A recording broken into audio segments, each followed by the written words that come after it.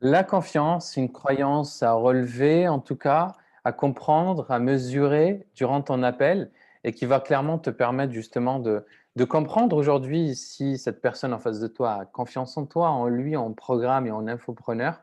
Et donc la confiance, quand je parle de la confiance, je parle de la confiance qu'il a en lui. Alors forcément, je parle de ça aussi dans dans la croyance du doute, que je t'invite aussi à regarder. La confiance qu'il a en lui. Est-ce qu'il a trop confiance en lui? Ou est-ce que justement, il doute? OK? Ensuite, il y a la confiance en moi, en tant que coach closer. Est-ce qu'il ressent de la confiance en communiquant avec moi? Ça, c'est important. La confiance en infopreneur. Est-ce qu'il ressent de la confiance envers l'infopreneur? La confiance dans le programme de transformation. Est-ce qu'il a confiance, OK, dans l'efficacité du programme et dans les contenus partagés? Sans confiance, c'est sûr que tu ne closeras pas. C'est pas possible. Tu dois t'assurer et faire en sorte que la confiance, en fait, soit carrée. Alors, quand je parle de carré, je parle parce qu'il y a 4 angles.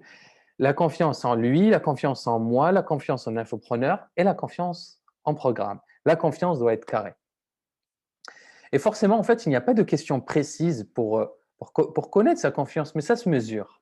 Ça se mesure et tu peux l'estimer à travers ses réponses et à travers son attitude.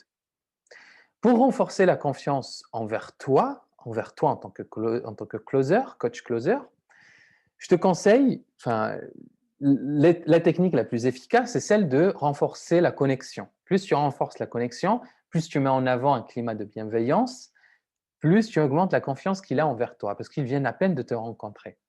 La confiance envers l'infopreneur, forcément, elle a été travaillée auparavant dans le marketing. Mais ce que tu peux faire, c'est que tu peux la relever et la renforcer. Pour cela, la question que tu dois poser, c'est qu'est-ce qui t'a plu chez le nom de l'infopreneur? Qu'est-ce qui t'a plu chez David Laroche, par exemple? Ensuite, la confiance en lui.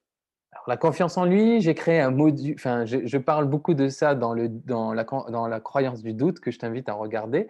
Mais forcément, tu dois mesurer sa confiance. Et tiens, je te donne une question, voilà, que j'ai préparée aussi pour toi, qui est quel est le pourcentage de chances que tu réussisses? Avec cette question, tu peux justement mesurer la confiance qu'il a en lui. Et ensuite, la confiance dans le programme de transformation. Et pour cela, forcément, ça dépend en fait de ta manière, de comment tu présentes le programme, si tu l'as bien compris ou pas, des résultats, des témoignages. Et pour renforcer la certitude et la confiance, tu peux lui poser la question suivante, qu'est-ce qui te plaît dans ce programme? Qu'est-ce qui fait que ce programme finalement est efficace et pertinent pour toi? OK? Et là, tu renforces la certitude. Voilà, donc ce sont vraiment les questions que tu peux poser. Sache juste qu'il n'y a pas de questions pour mesurer la confiance précisément. On ne demande pas à quelqu'un si tu as confiance en moi ou c'est trop direct, OK? C'est pas bon, c'est pas efficace, mais vraiment ça se ressent en fait durant ton appel, ça se ressent dans l'attitude. Tu vois, sens la confiance, ça se ressent dans l'attitude et ça se transmet par l'attitude, d'où l'importance un peu de développer ce climat de bienveillance et de bien te connecter avec cette personne lors de la phase de connexion.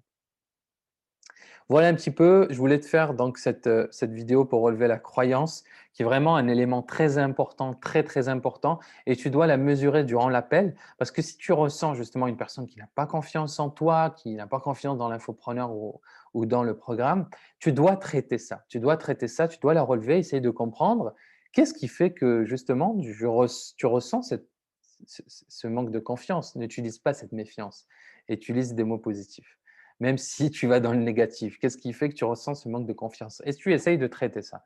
Mais bon, c'est une situation très rare, hein. L'objectif, c'est vraiment de renforcer la certitude et la confiance dans des questions que je viens de te révéler.